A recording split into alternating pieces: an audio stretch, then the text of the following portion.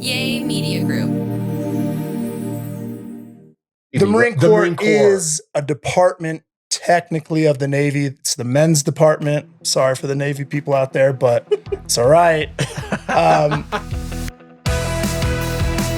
Hey guys, episode 142. Happy Memorial Day. Today we have our neighbor, Cul-de-sac Boy. That's how everybody knows you. This is Zack, our next door neighbor. He's a Green Beret, so nobody perfect to have than Zack, of course. What, Leighton? Maybe. Okay, go.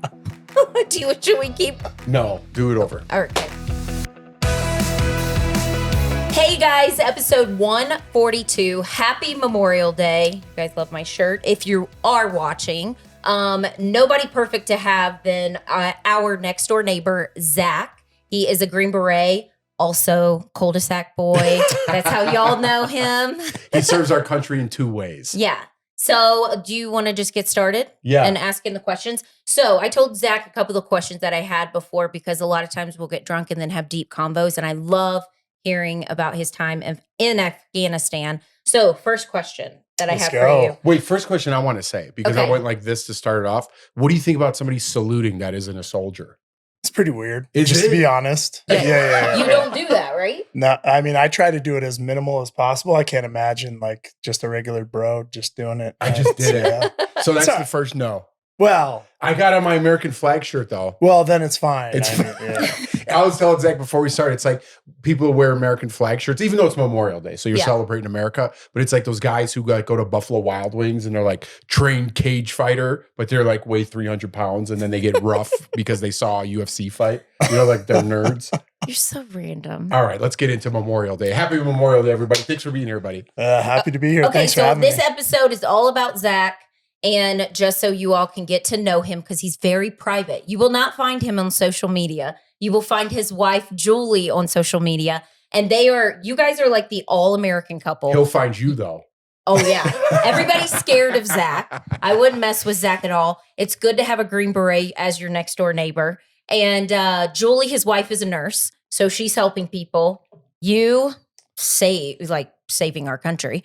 And okay, so did you always know you wanted to be a Green Beret? Or if you didn't know, was there anything that happened that you were like, I want to serve this country now? Yeah, no. No, so I did not know that I always wanted to be a Green Beret. So I always thought I was going to play college hockey, and like that was my whole thing. Oh yeah, I never intended to be in the military, and then like my senior year of high school, I had a really good core group of friends, and it was probably 6 of us. 5 of them were going to the Marine Corps, and one of them was going to actually become a Green Beret, right? Okay. So, fast forward, boom, September 11th happens. Oh. I go to the recruiting office and I say, hey, sign me up, Marine Corps. So boom, I hit the Marine Corps. I enlist. I do my 4 years active duty, come home, start going to college. And I just felt like I wasn't done. Like I just felt like there was more. I met Julie, we got married, and actually, this is kind of funny. We had a delayed honeymoon, but on the honeymoon, I kind of look at her. I'm like, "Hey, so I don't think I'm done. I want to go back in, and I've been talking to my buddy Tom, who she knows very well. I went to high school with, and I think I want to go do this Army Special Forces thing." She's like, "Well, what the hell? What is that?" And so. One of those dudes that went to be a Green Beret when I was in high school in 2008, he got killed in Afghanistan, right? Like one of our close friends, Chris Falkel. You guys can look him up. Junior's Bullet Pins. He's just stellar dude. His father lives around this area, his parents. So just high quality dude. And so I was talking with my buddy Tom, I was talking with Julie, and this just seemed to be the best fit. Had a way that we could do this, I get back into the reserves after active duty time, and it just seemed like a best fit. So being just the fantastic wife that she is, and she was kind of, okay, go do your thing. What was your other plans though? So at the time I was in school working on a mechanical engineering degree, and I was working for an engineering firm in downtown Colorado. Just fantastic family-owned business. My mom worked there, kind of got me in the door as I was a student. And so I was just going to graduate with a mechanical engineering degree and then just stay put in the firm and just keep working. Yeah. Right. I just felt like I wasn't done. And so I had to do it. So I enlisted. And that was like 2013 time frame. What was did you want to serve your country? Or was it the camaraderie, or was it just something you felt in your heart? I mean, I think all of that actually. Getting out of the Marine Corps, I always felt like I didn't do exactly what I wanted to do. So there was that little piece in the back of my mind that said, you know what? I think I want to be a little more specialized. I think I want to do a little more cool guy stuff. Yeah. And so getting out, I was like, maybe not. Maybe getting out's the right thing. Maybe I go to school. So then I'm in school and the bug's still there. I'm just like, well, maybe I go be an officer and go back to the Marine Corps. And, I just got to say, all the Marine Corps brothers out there, Semper Fi, it's the best service, just doesn't have as many opportunities as the other places. But I was going to ask you real fast, what the difference between like the Marine Corps, isn't Marines like if you keep climbing the ladder, you eventually become a Navy SEAL? And is the Army, if you keep climbing, you're a Green Beret? That's the way I thought of it. No. So what are you laughing at? No, I'm just laughing. I don't know. I always thought that's the way it went. I thought Navy, like the Navy was Navy SEALs. Well, the Navy is gigantic, right? They own all of the ocean space or predominantly for the U.S. military. Right? Okay. And so the Marine Corps is an amphibious assault service, right? And so their whole group of what they do is they're war fighters, tip of the spear. They're an amphibious assault. They go from water to land. They take the land. They hold it, right? That's Jordan, what amphibious means. Oh, be quiet. But that's the Marine Corps is a department technically of the Navy. It's the men's department. Sorry for the Navy people out there, but it's all right. And so two separate branches of service. Technically, it's a department of the Navy, but no, they're totally separate. Okay. So, and then a Green Beret, is that a branch of the Army or is that? Yeah. So the way it works is you have, the Navy, the Marine Corps, the Army, the Air Force, and I guess now the Space Force, right? And each one of those, well, I guess except for the Space Force as of now, has soft units, what they call special operations forces, right? And so the DoD, Department of Defense, sets aside separate money for all these specialized special operations forces, right? And that's where, for the Marine Corps, you have MARSOC, which now they call themselves Raiders, which is like a World War II plug, takes the history back to that. On the Air Force side, you have their PJs, Pararescue, which is like a Vietnam thing. It's where they got started. Fantastic, but just, different. This is the top of their line. Right. So this is their special operations forces, right? So you have all the regular stuff that they do, which is great. And then they have special operations forces, which is a small subset of that branch of service. Okay. So then, in the Navy, it's the Navy SEALs and other organizations. And then when you get to the Army, really there's two main things. And then there's higher units above that. But the two main things are Ranger Regiment, right? An Army Ranger. Yeah. Well, so that's where people kind of get a little confused is you have Army Rangers. And what that is that's a school that anybody in the Army can go to. They go down and they do Ranger school. And then they get, if they finish, they get a Ranger tab, which is, a really good accomplishment. It's highly touted. People love to see it. It helps with promotions.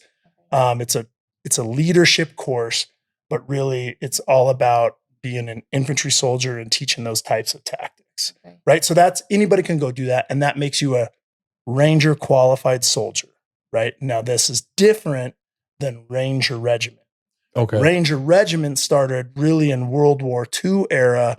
And those are the dudes that are climbing up the cliffs on D-Day out Normandy. Oh, wow. Right? Like Tom Hanks, that's where that Saving Private Ryan. There you Those go. guys are Rangers. Yeah. So if you look, they have, the Diamond and they have a 2nd Battalion Ranger Regiment, right? Like that's kind of where that got started. So those are fantastic, right? It's a fantastic unit. It's an infantry special operations force infantry unit. They do a really, really good job at what they do. They're highly qualified, highly trained. They're physically fit. They're typically younger, right? They're fantastic. Okay. But they have a different job than Green Berets, which is the other special operations force that the U.S. Army has. There's other ones like, aviation and things like that, but those are predominantly the two, right? And so Green Berets are different. Green Berets are 12-man teams that our primary job is to integrate with our host nation force, our partner force, and whatever that mission set is, then we go and do that. Is that when you leave town and you're like, I'm with my crew? Like when you go to other countries and you're still doing like your training and I'm with my boys? Is that the crew that you started with when you first became a Green Beret? No, yeah. So Kinda? yeah. No, it's a great question. And the answer is yes and no, right? Okay. So like, yes, that's what I'm doing. And that's who I'm out there with. But I've been lucky. I've been on 2 teams since I've been a Green Beret. My first team, we went to Afghanistan together, came back, and then everybody went their separate ways. And then my second team, we were together for like 2.5, 3 years. Best team I've ever been on. Just fantastic individuals. I love all of them like brothers. And so when you think of those things, like when I went overseas a couple times, yes, that's who I'm with. That's what we're doing. We're either working with the host nation, training partner forces, like NATO forces, doing various trainings, just kind of doing that sort of thing. Okay. Wow. Yeah. Yeah, it's a lot. No, I didn't know the whole breakdown. What made you want to keep extending into like, I want to be a Green Beret instead of a Ranger or instead of a SEAL? So I actually, like, being the way that it happened, my view of what was available to me when I enlisted was just so narrow. Like nobody had told me. I'd never really thought about it. So it was kind of an impulsive decision. I was just like, oh, all my boys are going to be Marines. I'm going to go be a Marine. Fast forward, I think I would have done it different. If I knew I was going to be like a longtime military guy, like I am, I think I would have chosen a different path. But the Green Beret thing, it's like, once I decided I was coming back in, that was the best fit. That was the job I wanted to go do. And I was just full steam ahead and like continuing to do that. Once you do that, like that's what your job is. And so you can only go do that in so many different places. Were you influenced by the movie Commando when Arnold Schwarzenegger's a Green Beret? Well, I mean, did you ever see that movie? Of course I saw. Remember when he goes, I eat Green Berets for breakfast? Yeah, that's Remember the best. That guy? Yeah, that's the best. No, 100%. Like that movie is awesome. It's not as good as Predator, though. It's not as good as Predator. But yeah, Commando is the best. He's like painting his face. And he's like rescuing people. He kills like half of an island. Super realistic. Yeah, huh? Breaks into a gun shop. I know what goes. Hold on, let's take a quick break, and then we'll Okay. come back. We got 1,000 more questions. Okay. All right, welcome back. So, can you talk about, well, you don't have to go in detail, Yeah. but when you started your training, didn't you call it Hell Week or no? Am I totally wrong? Yeah. So Hell Week is a Navy SEAL thing. Okay, I stole that from, because I thought I listened to this Navy SEAL. Just said, I talked about it on this last I think episode. you hear the most out of all the specialized training. I think you hear the most about Navy SEALs. Yeah. I mean, yeah. Yeah. So do Navy SEALs and Green Berets, do they kind of have not a battle against each other, but is there like some? Yeah, for sure. I mean, dude, you could walk into a room with like 8 different Green Berets and you're going to have that same thing. But like, then you look at brother and sister services and like, of course, like it's a peacock competition, right? Like everybody's sizing up everybody. Oh, who's that bro? Oh, what has he been? Where is he from? And so it's like a whole thing. Could you say one training's harder than the other, or you don't know unless you go through both? Yeah, I mean, I'll put the plug in, like Green Berets, hands down, just the better. Like, love my Navy SEALs, but 2 different jobs really is what it comes down to. Navy SEALs are fantastic. Like they have a job. We can't do their job. They can't do our job. We have a lot of crossover, and that's like where the competition comes from. But fantastic group of individuals, like extremely well trained. Did you almost break during training? Yeah, what was that like? Yeah, what was that like? You didn't? How do you mentally overcome it? How many guys started to be a Green Beret and how many graduated? All right. So the way it goes down is you have to go to Special Forces Assessment and Selection. right? Okay. And it's a 3-week selection process. You have to make it through there to get an invite to come back to then go through a 2 to 3 year course to become a Green Beret, Oh, right? Like that's the way it works. Okay. And so that selection process can be pretty miserable. It's broken up into kind of 3 phases. It's like the first week of that, you're just doing like physical events, ruck runs, regular runs, PT tests, ropes courses, like just a bunch of different stuff, right? And that's fine. Like it's not too bad. And then the next week you go out and you have to make it through that to get to the next week. And then the next week is what they call land nav week, where they teach you how to navigate through the woods and the forest. And then at the end, there's a culmination test. You have to make it through that. If you make it through that, then you go to the next phase, which is called team week, which is they put you in a bunch of different groups and, they wake your ass up super early and they're like, hey, here's a bunch of, there's a barrel, there's like 2 tires, here's an ammo case, here's a bunch of sandbags and here's some rope, like figure out how to move this stuff like 2 to 3 miles. And you just do that for like all day, right? But are you like kind of sleep deprived at that point? Nah, I mean, you're not necessarily sleep deprived. Like that's not necessarily part of the test. You're exhausted, right? Because you've been like doing stuff for 3 weeks or 2.5 weeks, Yeah. whatever it is. And then after that, if you make it through team week, which is, multiple events every day, sun up to sundown, the smarter, the better team you are, you finish sooner. Some teams will go from like 4 a.m. to like 8 o'clock at night. Oh, really?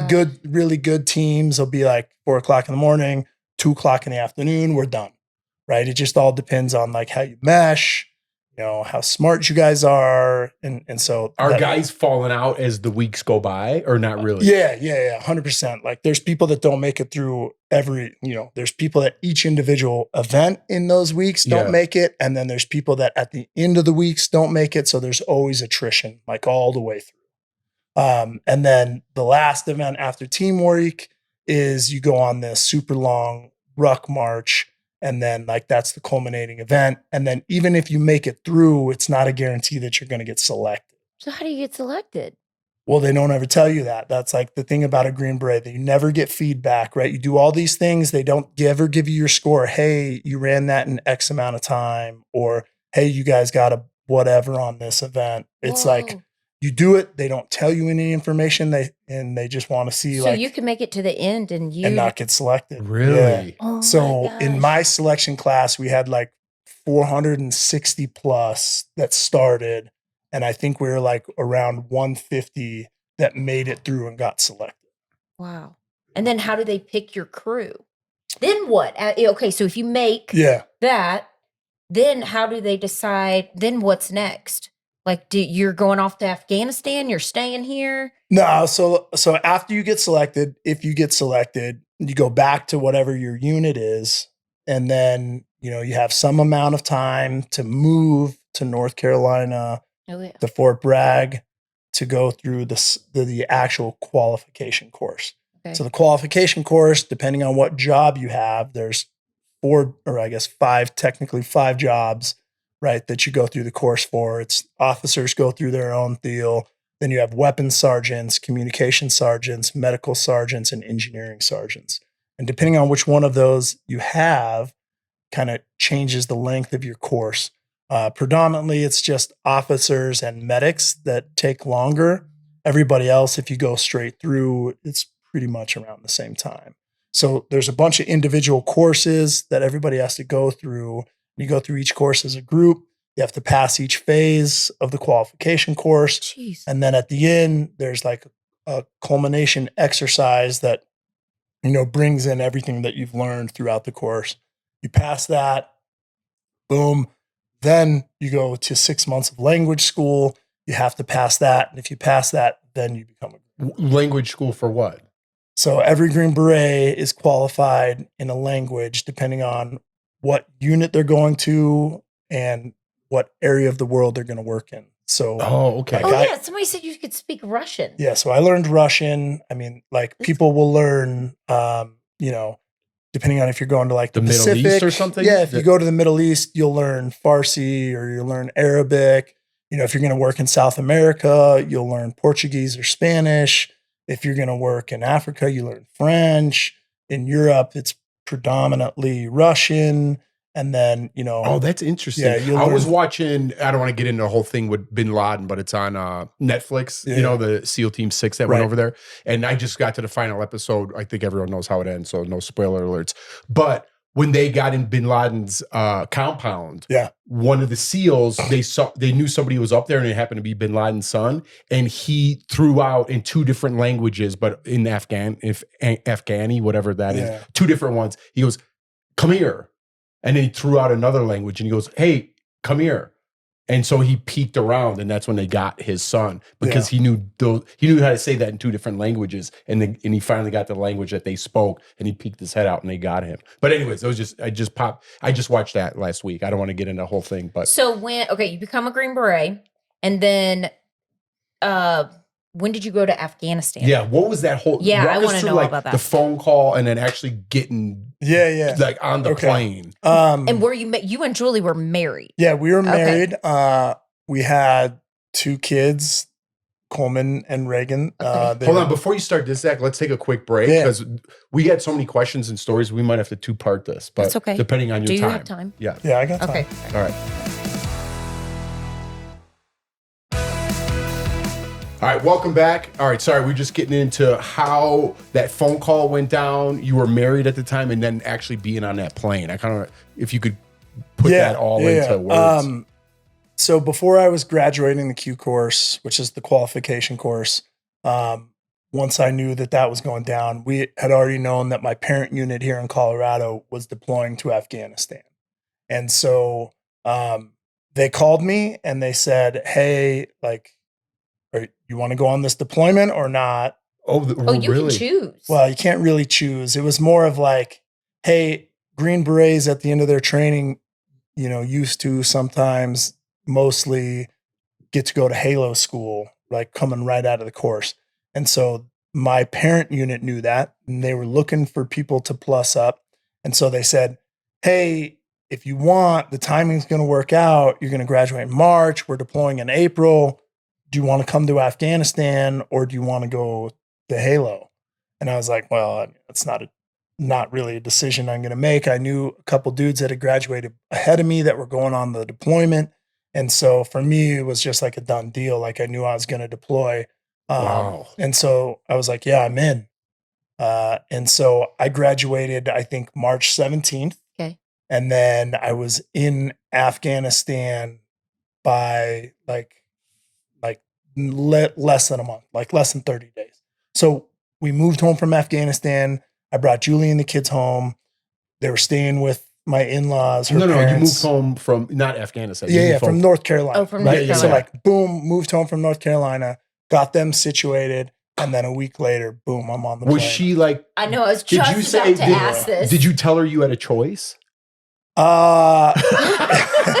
So yeah, I think so. I mean, maybe she'll remember it differently, but Did y'all have that talk? Like, all right, Julie. No, I'll say this: like, she has always and had always been super supportive. Okay. So like, I just kind of was like, hey, like they need me. I'm going to Afghanistan, and she was obviously upset, but like supported it, and like I never heard anything about it from her, and she was awesome about the whole thing. And you had no kids at this time, or no?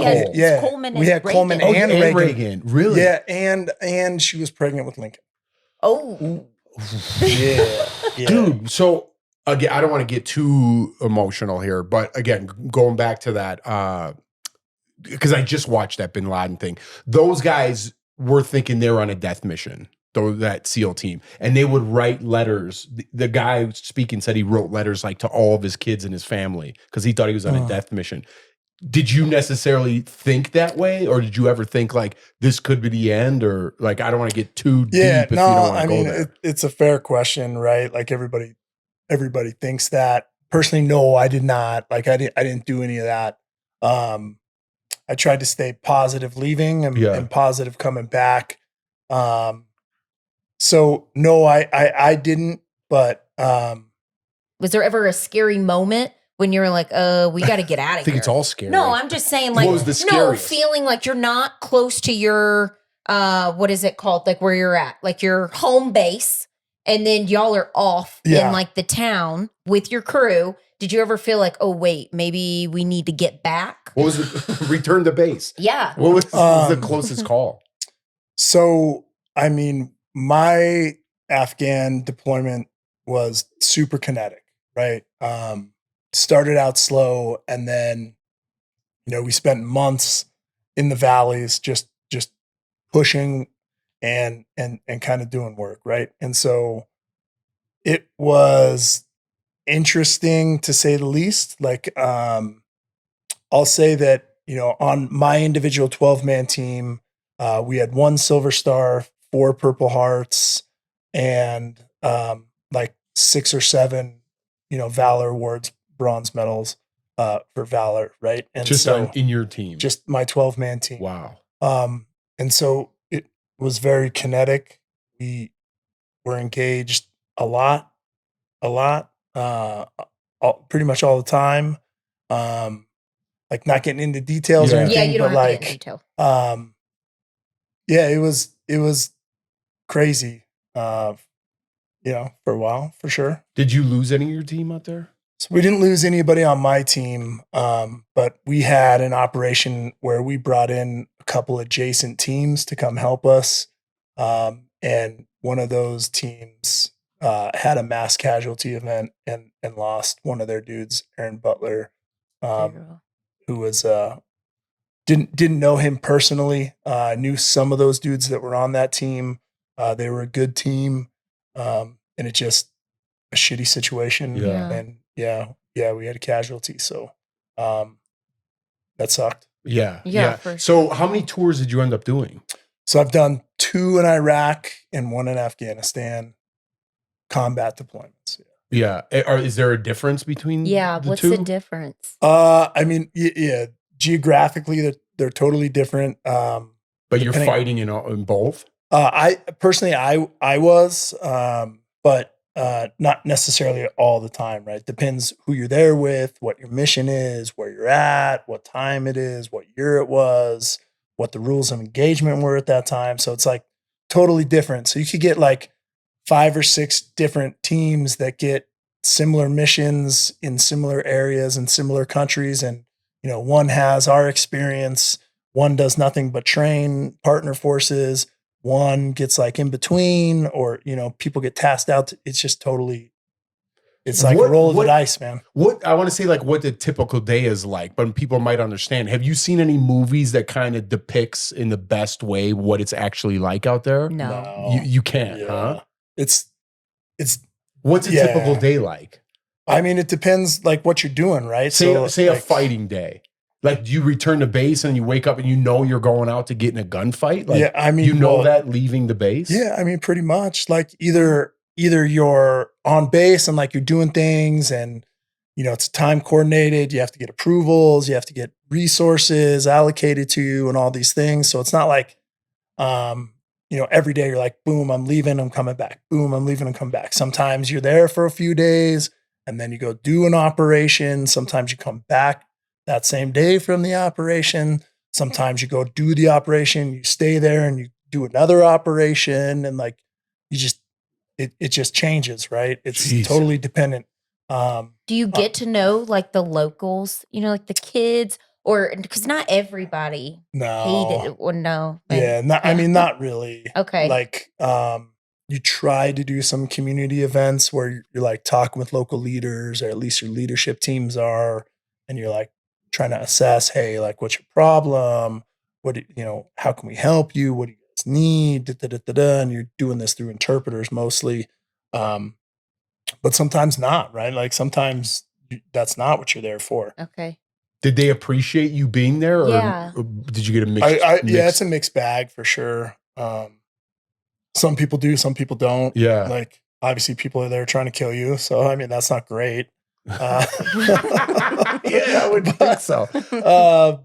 It just depends like where you're at, right? There's million different places you could be in that country. And, the place that I was in Afghanistan when I was there was just, that was my experience. How long were you there?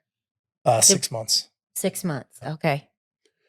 What's it like when you get back home? Yeah. How do you adjust? Yeah. So, I mean, do you wake up thinking, where's my gun? But you have to wake up thinking you're still there in the beginning, right? Like what's that process of transforming back into just, Dad, I want ice cream. Yeah. Like that's the $1 million question, right? That's what gets a bunch of people, is just that transition from one to the other.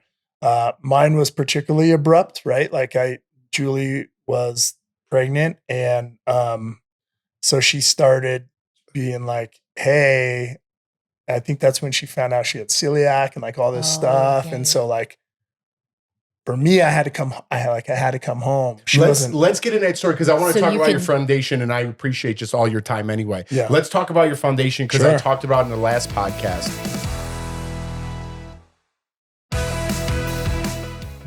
If you guys listen to the last podcast, I went shotgun shooting for Zack's foundation. This is his foundation. I told a little bit of the story about him getting back and things like that, but let's talk a little bit about your foundation or tell that story and then talk about your foundation. Yeah. So the 519 Foundation was created by my friend and former teammate, fantastic dude. So he's the founder and CEO of that organization. And really he started, the nonprofit from a place of really need, right? Is just assessing that as an SF dude and SF families and supporting staff around there, you're in the military, so you're not like crushing it at Intel or something like that. And then there's just things that happen and, people have financial needs, financial hardships, medical hardships, travel costs, things like that. And so he started the organization as a way to give back to the SF community, in particular, 5th Battalion, 19th Special Forces Group, which is here in Colorado and Texas, which is where we served.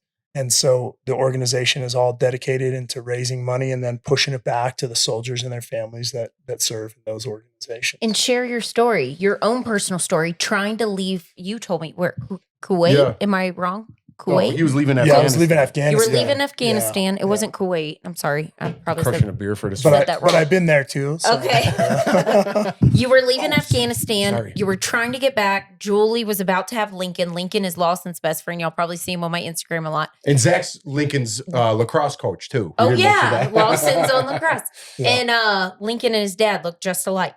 And okay, so Jeff was telling me I'll let you share the story.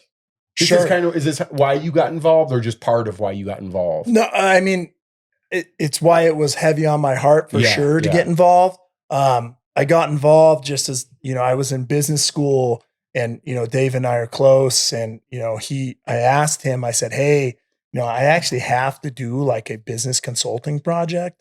And, I love the foundation. I love what you're doing. Is there any way that I could interface and just help you? Like you're going to get, an MBA, an Ivy League MBA dude that just gives you like 500 hours of free work. And he was enthralled and we just kind of connected on that piece of it. And the rest is history, right? And so that was how I got connected with the organization. But, partly the reason that I wanted to do it is my personal experience. So as I was leaving Afghanistan, Julie's getting ready to pop. She's had some complications, nothing crazy, but it was a weird time where leaving Afghanistan and the deployment, at that time, I don't know if you guys remember, but like back then there was a bunch of problems. There's a bunch of hurricanes that were just eating up the East Coast. And so that was changing travel times for military operations. And so I took, a flight from Afghanistan to Qatar, and then from Qatar to Germany. Boom, I land in Germany and I'm there and nobody knows what to do with me. And they're like, oh, your command like filled this out, but they didn't fill this out. And, you're on a deployment in Afghanistan. And so like they're your owning body, the people that are in Afghanistan, and we don't know what to do with you. And we don't know how to pay for you to get back home. So you have two options. You can wait, 2 to 4 weeks, for, a military flight to come in. And we don't know if it's going to be 2 to 4 weeks because everything that's going on. Or, you can pay to buy a ticket from Germany home and, we'll try to get it fixed on the back end. And so, Lincoln's coming and I'm like, well, I got to go. Right. Like, I'm not just going to sit in Germany and like deuces. So bought a plane ticket, came home, fast forward, Lincoln's born, everything's good. Julie's good. Happy family. And then, just on the back end, but just couldn't seem to find the right, line of funding or whatever it is. And so they're like, hey, dude, sorry, you're going to have to eat this. And, Julie's obviously not working at the time. Our single income on a young military dude's income. And like, hey, here's this $3,000 ticket or whatever. Back then you're like, well, shoot, man, like that's a lot. You could say shit. Yeah. That is a lot. Yeah. And so, my team sergeant, he's a fantastic dude, was like, hey, like we've tried everything. Our last push is to go to the Green Beret Foundation, which is a great organization. It's gigantic, right? And they're like, hey, yeah, we'd love to help you out, but we can only cover half. Like, here's a check for this. And so like that stuck with me that, something. As an active duty service dude, I couldn't get payment to come back, but you had this nonprofit organization that's dedicated to Green Berets that stepped up and was like, hey, we'll help you out. But unfortunately they can only do so much. Right. And so the 519th Foundation, one of the things that we're trying to do is to be able to rectify those bad situations that come up. And so, it's just a fantastic organization, kind of run by Dave and myself. We don't collect anything, everything that we receive, we try to push right back to the organization. We do things like events and fundraisers, on our website, the 519foundation.org. You can check us out. There's a place to donate. Happy to receive anything and just know that it's going to a good place. Yeah. So 519organization.org. That's what I went clay shooting with over last weekend. If you listen to the podcast, me and all my neighbors. So happy to help out, man. We took I'll up post so it on much my of your time. Instagram. I was just waiting till this episode came out before I posted. Yeah, man. No, What does Memorial Day mean to a soldier? Yeah, no. So for us, right, Memorial Day is all about those that sacrificed their life in service of their country. And so Memorial Day really goes back to the Civil War. And it was started by the Union post-Civil War as a way for remembrance and stuff like that. Then it gets picked up by the whole nation and, World War I. Fast forward in the 70s, it gets, totally boom, this is what it is. And so for us, it is a way to just remember those that gave the ultimate sacrifice. Yeah. All right. Yeah. I love that, buddy. We made it through without crying. You want to do your quote? Oh, yeah. We always do a quote every positive episode. quote. Yeah. Let's see what this one is. A man should never be ashamed to own that he is wrong, which is but to say, in other words, that he is wiser today than he was yesterday. Where'd you get these from? I just grabbed them. His mom bought them. My mom gave them to me. And it's just like a whole book of quotes, and I just read one at the end. We might have read that one before. But anyways. Yeah, it's good. They're all good. They're all good. Well, not those so much. But anyways. Yeah, y'all will probably see Zack and them again. Y'all keep asking for Cul-de-sac Boy videos. They just have to get a little more drinks in them. Zack's a private guy. It's summertime. He's not though, so the you one never know. to. People are scared of Zack. Well, I don't know. I'm very friendly. Yeah, he's very friendly. Very friendly. Again, guys, 519 organization, right? 519 Foundation.org. Yeah, there you go. That's right. 519foundation.org.